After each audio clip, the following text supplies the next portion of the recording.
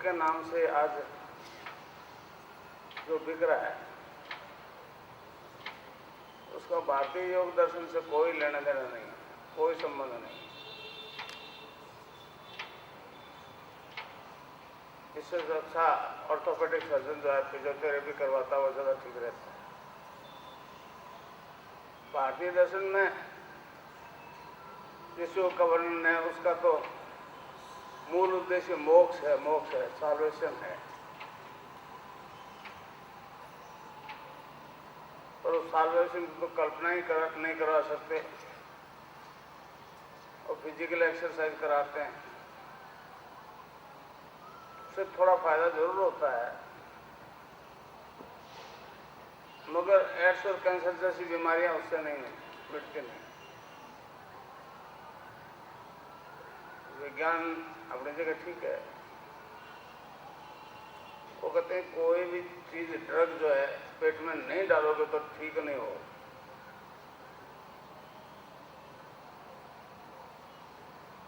तो सिद्धांत ठीक है,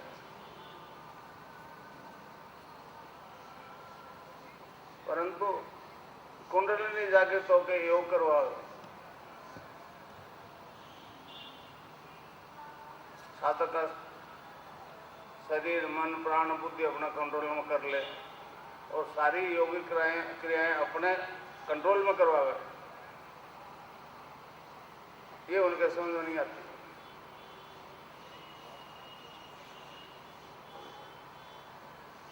एड्स एक ऐसी बीमारी है जो इस जन्म के कारणों से होती है। कैंसर तो पूर्व जन्म के संस्कार से। मेरे पास लंदन से एक अंग्रेज महिला आई, उसको पेट में कैंसर था।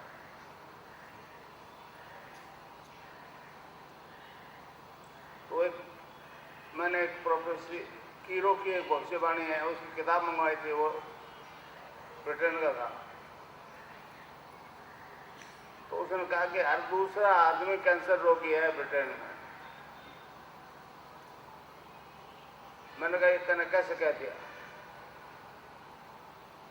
तो कहने लगा जी ये आंकड़े तो नहीं बता सकती, मगर संसार में सबसे ज्यादा अगर कैंसर किसी का है तो ब्रिटेन वालों का है। मैंने कारण तेरे क्या समझ में आया? तो उसने कहा जी सही बात यह है कि हम लोग बहुत ग्रेडी हैं, लालची हैं, हमने दुनिया को बहुत ठगा है, इसलिए नेचर हमको पनिश कर दी।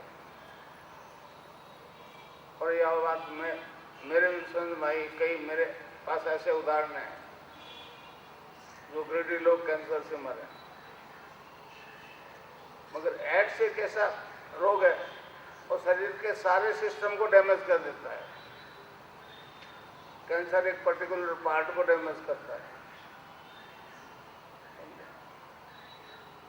अब इसमें सारे सिस्टम डैमेज हो जाते हैं, इसलिए इसके लिए कोई दवाई अभी तक मिली नहीं इनको।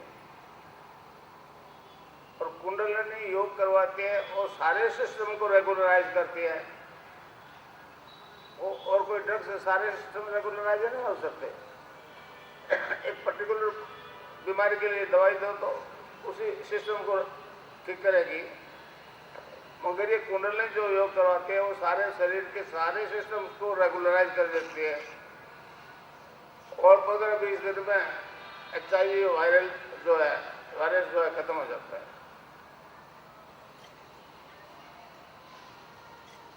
राजस्थान में मेरे लाखों शिष्य है, कैंसर का तो मैंने हिसाब नहीं रखा। एड्स क्योंकि छूत की बीमारी है और इसका इलाज नहीं है, पूरा विश्व भयभीत है। कम से कम 500 ऐसे केस हैं जिनका HIV वायरस लोड 50 से नीचे आ गया। जोधपुर में एक हॉस्पिटल है मथुरा दास माथुर, मिनिस्टर हुए बहुत, उनके नाम से अरविंद माथुर उसमें एड्स और कैंसर के पेशेंट्स का इलाज करता है। वो जैसे आप लोग बैठा हो उस तरह से उसने मेरे से दीक्षा ली हुई है जोधपुर में, गांधी मैदान में। लोगों ने उससे कहा जी आप क्यों नहीं बोलते हो? तो उसने कहा संसार के सारे वैज्ञानिकों से अलग मैं कैसे बोलूं डॉक्टरों से। फिर उसने मुझे मैसेज किया कि गुरुजी आप बाहर घटने बढ़ने की बात मत करो, एंटीबायोटिक ज़्यादा दे दिया एसिड को तो बाहर कम हो गया, हल्का होते ही बढ़ गया। आप HIV वायरल लोड टेस्ट करवा लो और 50 से नीचे जाएगा तो हिंदुस्तान क्या सारा विश्व मानेगा। मैं 3 दफे USA गया, 1 दफे इजराइल गया, वहां भी यही फिजिकल एक्सरसाइज ही करवाई जा रही है।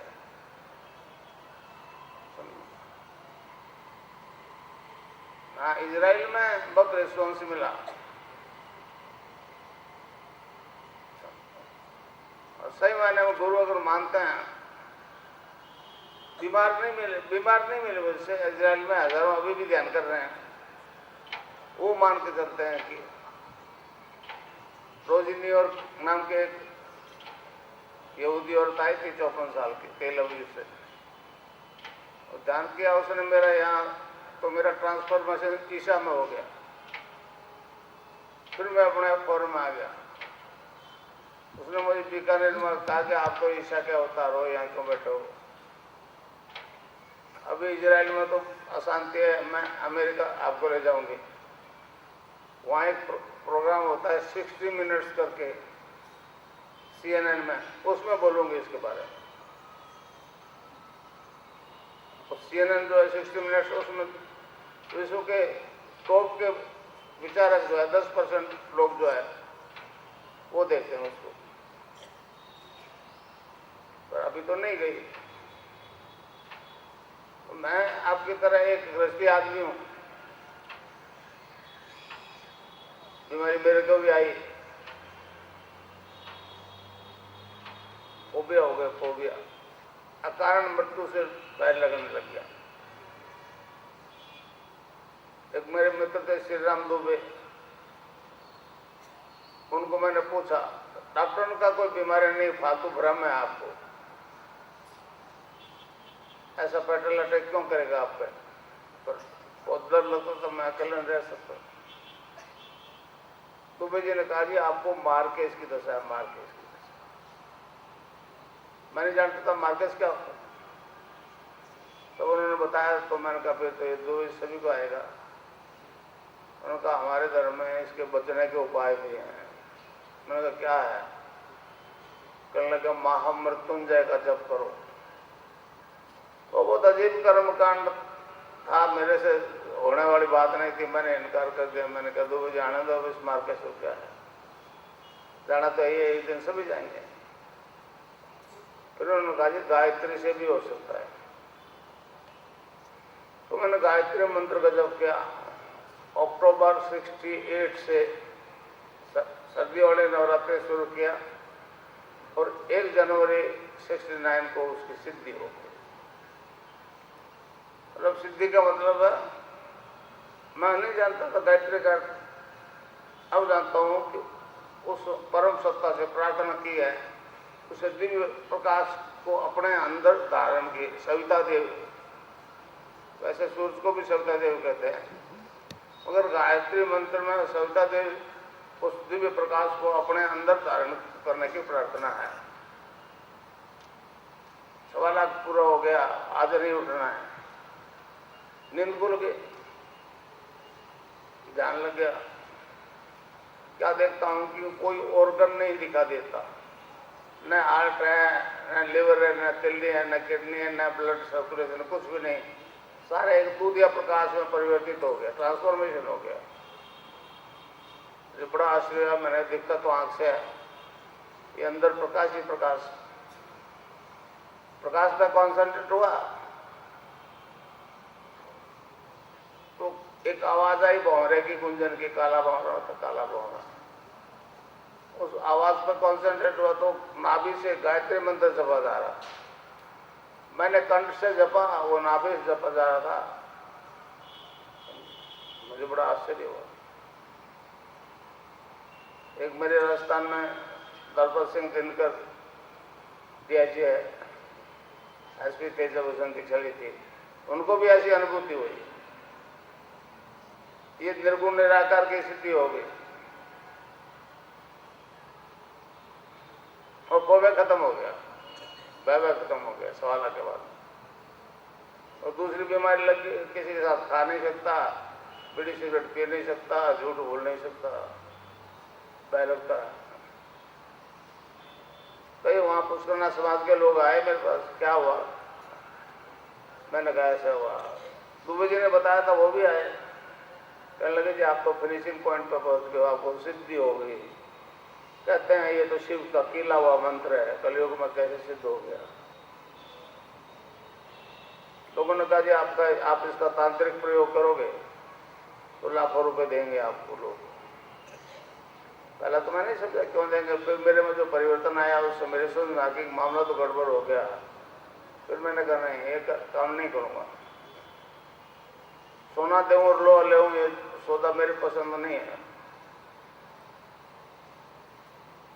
फिर स्वामी विवेकानंद बीच में आ गए, उन्होंने कहा जी इस रास्ते पर चलने के लिए गुरु की आवश्यकता बहुत जरूरी है, इसके बिना आगे नहीं बढ़ सकते। तो गंगानाथ जी महाराज को गुरु बना लिया।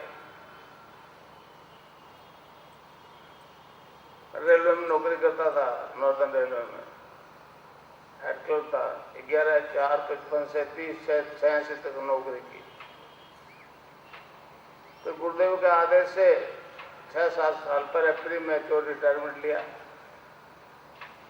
2-2.5 साल तो मैं एक ही कमरे में बैठा रहा, अपने आप को कसौटी पे आनंद आने लग गया, एक अजीब तरह का आनंद आने लग गया।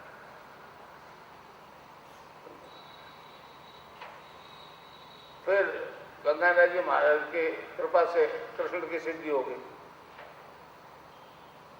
84 में। सिद्धि क्या होना आपको बताऊं, रियलिटी क्या है। मैं ध्यान में बैठा था, एक 17-18 साल का लड़का श्याम रंग का दूर खड़ा हुआ बंसी बजा रहा था। फिर वो मेरे पास आया, मेरे को लगे आप बजाओ। मैं बजा नहीं जानता हूँ, बजा नहीं सकता हूँ, जानते नहीं बजाना। तो यूँ हाथ में पकड़ा करके गाय को पहुंचा गया मेरे को। अब ये दोनों सिद्धियां आज तक नहीं हुई एक साथ। निर्गुण निराकार की हुई है, गायत्री की मुक्ति पाई है। कृष्ण के मंदिर में जाओ, तुलसी चरनामृत ले, मुक्ति पाओ। मुक्ति के लिए एसेंड करना पड़ता था, ऊपर उठना पड़ता था। यहाँ हमारे दर्शन के अनुसार जो ब्रह्मांड में है वो पिंड में वही ब्रह्मांड में। तो सारा ब्रह्मांड अंदर है, तो ब्रह्मांड का रचयिता भी अंदर है, उसकी पराशक्ति कुंडलिनी भी अंदर है।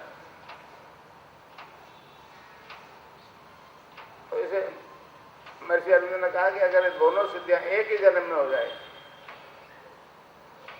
उन्होंने स्पष्ट किया कि मरेगा तो जला दो या गाड़ दो, शारीरिक शरीर में जो परिवर्तन आया वो तो यहीं रह जाएगा। तो एक ही जन्म में दोनों सिद्धियां हो जाए एक ही जीवन में, तो फिर मनुष्य का ट्रांसफॉर्मेशन हो जाएगा। और एक का हो गया तो फिर सारी दुनिया का हो जाएगा। तो इस प्रकार मेरे को दोनों सिद्धियां होगी, इनोसेंट वे में होगी। मैं आज जो हूं वैसा बनना नहीं चाहता, समझे। और दोनों सिद्धियां होने के कारण से मेरी तस्वीर से योग होने लगी।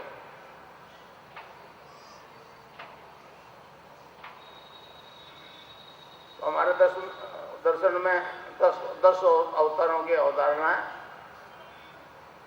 10वां अवतार होकर के जब अंतर ध्यान हो जाएगा तो कलयुग खत्म होकर के सतयुग आ जाएगा। महर्षि अर्जुन ने भविष्यवाणी कल्कि का पहला सतयुग। भगवान कृष्ण ने भी कहा है इस बारे में, अवतारवाद के बारे में, यदा यदा ही धर्मस्य ग्लानिर्भवति भारत अभ्युत्थानं धर्मस्य तदात्मानं सृजामि परित्राणाय साधूनां विनाशाय दुष्कृतां धर्म संस्थापनार्थाय संभवामि युगे युग। इस प्रकार वो कृष्ण के भविष्यवाणी के अनुसार परिवर्तन आ रहा है। कलयुग है, कलयुग का इफेक्ट तो सभी देशों में, जातियों पे, धर्मों में होता है। धर्म लगभग लोप हो गया, सब लोग कहते हैं पीछे देखो पीछे देखो। हम कहते हैं राम ने किया, कृष्ण ने किया, सत्य में चला जाओ, ईसा ने किया, मूसा ने किया, मोहम्मद ने किया, महावीर ने किया, बुद्ध ने किया। वो तो किया, वो तो घटना हो चुकी है। आगे देखने की बात केवल पातंजलि योग दर्शन बताता है। पातंजलि योग दर्शन में 4 चैप्टर है, समाधिपाद, साधनपाद, कैवल्यपाद इत्यादि। तो 33 और 36 सूत्र जो आते हैं उसमें ऋषि ने कहा है कि साधक ध्यान की स्थिति में अनलिमिटेड 5 देख सुन सकता है। विभूतिपाद के 33 और 36 2 सूत्र समझा। तो अब मैं उस पातंजलि योग दर्शन को मूर्त रूप दे रहा हूं मानवता में, समझा। अब इस प्रकार ध्यान की स्थिति में, अच्छा, महर्षि अरविंद ने कहा है कि इस भारत को 2 मंत्र उद्धार करेंगे, भारत का उद्धार 2 मंत्र करेंगे। मंत्रों की बात कही है। पहला मंत्र वंदे मातरम, जो 19 में प्रकट हो गया और अंग्रेजों की बंगाल से एक अखबार प्रकाशित हुआ था, वंदे मातरम, अंग्रेजी ने मिला दी। दूसरे के लिए कहा है कि वो संजीवनी मंत्र है, संजीवनी मंत्र है। वैष्णव में तो मुझे बड़ी समस्या हुई। अब हमारे देश में तो राम और रावण का युद्ध हुआ था, लक्ष्मण के तीर लगा शक्ति का, वो बेहोश हो गए, बेहोश हो गए। हनुमान जी पहाड़ उठा के लाए संजीवनी बूटी का, दी, लक्ष्मण होश में आ गए। मर जाते तो नहीं, कुछ नहीं होता। तो इस प्रकार उन्होंने कहा है कि वो संजीवनी मंत्र है, वो माइस्टिक है, सीक्रेट है, बट नॉट यट रिवील। अभी प्रकट नहीं हुआ है, इंस्पायरेशन नहीं हुआ उसका। मैं उसी उसके संजीवनी मंत्र की दीक्षा देता हूँ, राधा और कृष्ण के नाम की दीक्षा देता हूँ। और अब आपका कोई रोग है आपको, हनुमान जी ने लक्ष्मण को बूटी दी तो उसमें आ गए, और मैं जो संजीवनी मंत्र की दीक्षा दूंगा राधा और कृष्ण के नाम की, तो आप में बैठे, चाहे कोई एड्स का पेशेंट है, चाहे viral blood cancer, hepatitis B, hemophilia. अब ये इसनोफीलिया का केस आया था। हीमोफीलिया एक ऐसी बीमारी है जिसमें ब्लड जो है जमता नहीं, थक्का नहीं जमता, पॉपुलेशन पावर खत्म हो जाती है। अगर एक नाड़ी कट गई तो बच्चा मर जाएगा। वो जन्मजात बीमारी है। हमारे बीकानेर में एक डॉक्टर है, अब अब्दुल अजीज सुलेमानी, गवर्नमेंट डेंटिस्ट है वो। जब उनको ये मालूम हुआ तो उसने कहा कि ये तो बाई बर्थ बीमारी है, इसमें तो नोबेल प्राइज मिलना चाहिए, नोबेल प्राइज। मैंने कहा 17-18 मिले होंगे नोबेल प्राइज। एक HIV पॉजिटिव को नेगेटिव करके बता दे दुनिया। मैंने तो हजारों ठीक कर दी। तो ये सिद्ध योग है। सिद्ध योग का मतलब है मैं आपको दूंगा कुछ नहीं। मतलब हमारे ऋग्वेद में मनुष्य की संरचना वो 7 कोषों से है। पहले मैटर शुरू करता है, अन्नमय कोष, प्राणमय कोष, मनोमय कोष और विज्ञानमय कोष, आनंदमय कोष, सत्यमय कोष और चित्तमय कोष और सत्यमय कोष। तो ये चारों कोषों का विकास नहीं हुआ आज तक। हमारे देश में एक याज्ञवल्क्य ऋषि हुए हैं, उन्होंने आनंदमय कोष चेतन किया है महर्षि अरविंद के मुताबिक। चित्त और सत जो है अभी अनटच्ड है। तो हमारे योग के अनुसार यहाँ से नीचे 9 द्वार जो है वो माया की आराधना है, आंख कान नाक वगैरह वगैरह। ये 10वां द्वार जिसे शिव के तीसरी आंख कहते हैं, वो अंदर खुलती है। वो गुरु की दीक्षा के बिना नहीं खुल सकती। अब कितने लोग यहाँ आते होंगे, आपके यहाँ भी उपदेश देते हैं, भांग मत खाओ, अफीम मत खाओ, हीरोइन मत खाओ, नशा मत करो, शराब जहरीली नागन है। लोग इधर से सुनते इधर से निकालते। मेरी क्यों मानेगा? मैं कहता हूं मत छोड़ो। अगर आप में से कोई शराब पीता है तो आज से ट्राई कर लेना, एक की बजाय 1.5 बोतल शुरू कर देना, मगर नाम जब तक जपोगे नहीं तो नहीं छूटेगा। नानक देव जी ने कहा है, भांग तुरा नानका उतर जाए प्रभात, नाम कुमारी नानका चली रहे दिन रात। यही बात है कबीर साहब ने कही है, नाम अमल उतरे ना भाई, और अमल चंचन चढ़ उतरे, नाम अमल दिन बढ़े सवाया। तो इस प्रकार ये नाम का नशा जब आ जाएगा और नशे दूर चले जाएंगे, शराब वराब तो आज ही छूट जाएंगे। हाँ, अफीम थोड़ा गहरा है, बहुत डुप्लीकेटेड है, बहुत गहरा है, उसको तो असर होता है, उसमें 5-10 दिन लग सकते हैं, मगर टूट जाएगा नाम जब चालू रखो। समझे? नाम के बारे में एक बात बताऊं। रैदास जी के गुरु ने बताया, बेटा ये नाम जब तो उसने जपना शुरू कर दिया, अब वो बंधन ही हो गए। तो रैदास जी ने एक भजन में गाया है, अब कैसे छूटे नाम रटला, अब कैसे छूटे नाम रटला। तो बीमार है उनको तो अभी से शुरू होगा, और बीमार नहीं है उनको थोड़ा 15-20 दिन में ध्यान करना पड़ेगा, और काम करते रहो। वो मन ही मन जपते रहो, जीव और जीव नहीं हिले। जैसे किताब पढ़ते हो बोले बिना भी, इसी तरह से मन ही मन जपना पड़ेगा आपको। वो ऐजपा शुरू हो जाएगा, और मैं यहाँ दिख जाऊंगा, फिर कुंडलिनी जागृत हो जाएगी। ये आँख खुलना और कुंडलिनी जागृत होना साइमल्टेनियसली एक साथ होता है। अभी होगा योग। एक खेचरी मुद्रा और लगती है,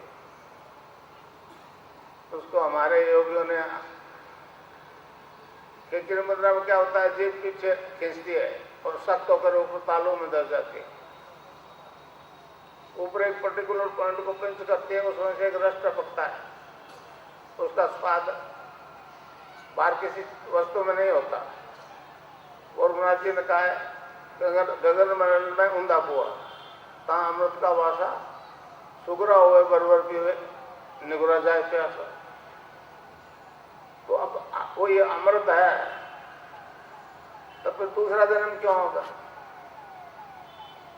भारतीय योग दर्शन का मूल उद्देश्य मोक्ष है। ये जन्म मरण के साइकिल से छुटकारा पाने की बात है, समझे? बहुत गुरु है, मैं नाम नहीं कहना चाहता, अरे 20 साल तक जपो। स्वामी रामदेव तो बेचारा फिजिकल एक्सरसाइज कराता है, मंत्र तंत्र की दीक्षा नहीं देता, समझे? तो ऐसा हो जाएगा, कुंडलिनी जागृत हो जाएगी। मैं कहता हूँ 20 साल बाद गुरुचला रहेंगे क्या? इसकी गारंटी है। और अभी क्यों नहीं होना भाई? 20 साल का झांसा है, अब भी होगा। पर होना वाना कुछ नहीं है, आप जन्म से पूर्ण हो, आप नहीं जानते आप क्या हो। मैं तो आपको अपने आप से आप इंट्रोडक्शन करवाऊंगा, दूंगा कुछ भी नहीं,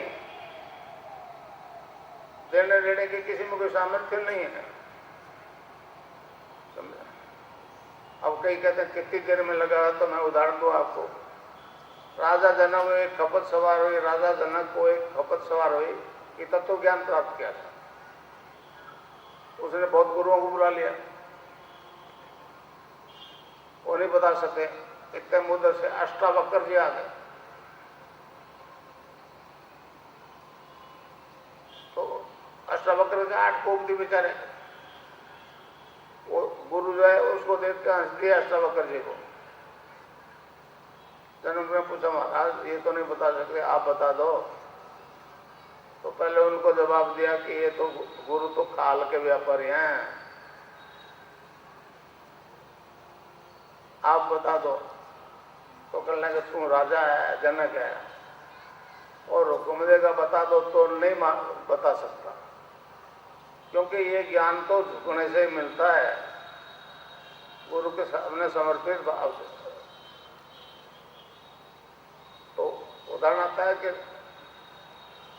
जनक ने घोड़े के एक रकाब में पैर रखा, ज्ञान लग गया, 3 दिन तक खड़े रहे। ये उदाहरण है। ये इसलिए दिया है कि आपको देर नहीं लगेगी, अभी फैसला हो जाएगा।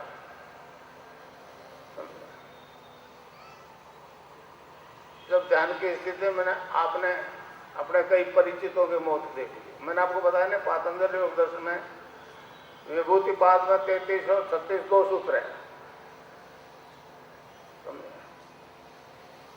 उसमें साधक ध्यान की स्थिति में अनलिमिटेड पास्ट फ्यूचर देखता सुनता। बुद्ध ने अपने कई 100 जन्म पिछले देख लिए, मगर भविष्य को देखने की बात केवल पातंजलि योग दर्शन कहता है। विभूति पाद में 33 और 36 2 सूत्र है। तो इस प्रकार आपने अगर से भविष्य को देख लिया, जन्म मरण के बाद हाथ प्रतिघात सभी तो दिखेंगे। अपने परिचितों की मौत देख ली, और जैसे देखी वैसे ही होती चली गई।